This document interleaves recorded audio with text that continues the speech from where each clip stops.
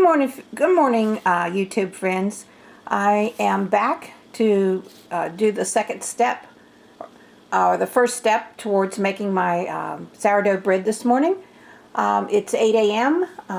It's time to mix the dough, but before I get started, one thing I forgot to tell you yesterday, or show you yesterday, is that I sell these cute little, I call them jar bonnets, mason canning jar bonnets, or sourdough starter bonnets. They're perfect for putting on top of your sourdough starter. It allows the air to come through, but yet keeps any kind of dust and debris out of your food. I sell these in multiple sizes, in regular size and in wide mouth size. They come in all different kinds of colors, all different prints, seasonal ones that you might want to check out. I have included my website, www.etsy.com/shop/Kathy's Heart Creations. And one thing I wanted to show you this morning before I get started, this is something that's sold this morning. I also make handmade crafts. This is cut out of wood and hand painted. It's a two-piece turkey. Can be stored away very easily. I'm hoping to have more of these in my shop soon. So just a little advertisement from Kathy's Heart Creations. Now, to get started on mixing our sourdough bread mix, I will begin with a large bowl. I have pre-measured everything except for the starter. I need, let's see, I'll turn that around so you can see.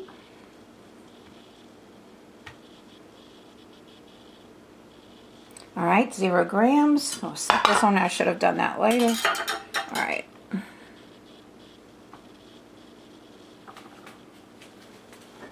All right, we're going to measure out 100 grams of starter, which will be a good bit of most of this.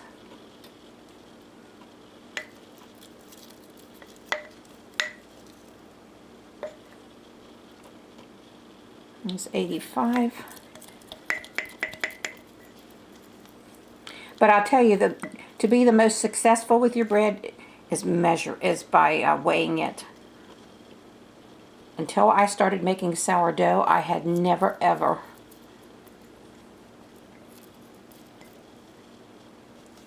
used a scale to weigh my ingredients. That's 112.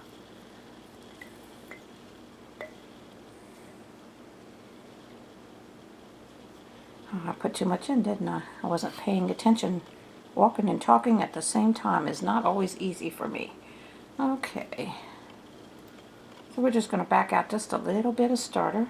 Okay, now we're at 100 grams. Perfect. I used almost the entire jar. Okay, next, and I've already pre-measured this, is 325 grams of water.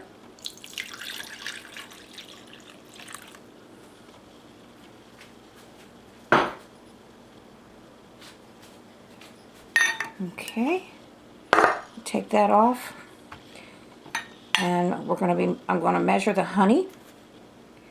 I like to use this particular brand, although maybe for YouTube I'm not supposed to do that. I don't know. All right, I've got my finger over it. Put this back on 0. And I need 40 grams of honey. So we're at 29. Oops, a little too much.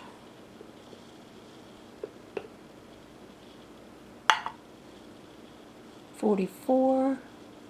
And how much do I need? I need 40. So a little bit less. Okay. There we go. Perfect.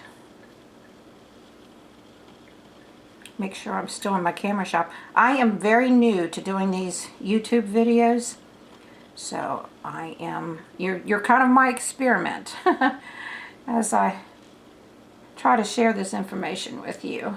I'm just going to bring you along as if you're in my kitchen, so it's not professional at all. Okay, we'll set that there. Put our honey away. And we won't need our scale either. Okay, the next on our list will be olive oil. I'm adding 30 grams of olive oil. Bring this a little closer. All right. Next is 10 grams of sea salt, already pre-measured. Next is 125 grams of whole wheat flour.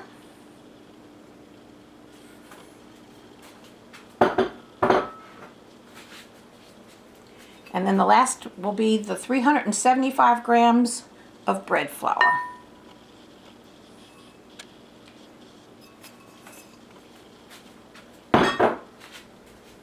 Okay, I will not use this type of spatula. I will use, this is called, I don't know whether any of you have ever seen this before. This is new to me when I started doing sourdough bread.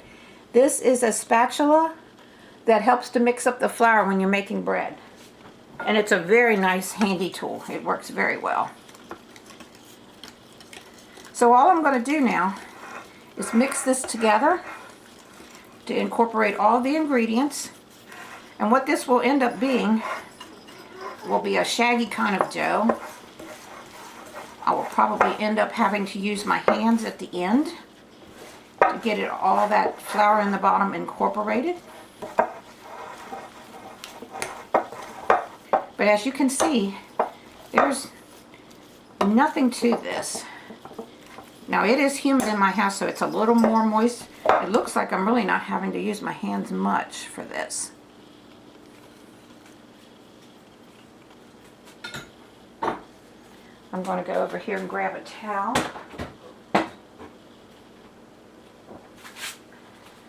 That we're going to use. I'm going to use my hands for just a little bit. Now I'm not really kneading. What I'm doing is just incorporating the flour. There's not much. This went together very easily this morning. So I'm assuming it is humid here in Florida, so I'm assuming that's why. So now that's done. I will cover it and let it rise for 1 hour. I'll see you back here later for step 2.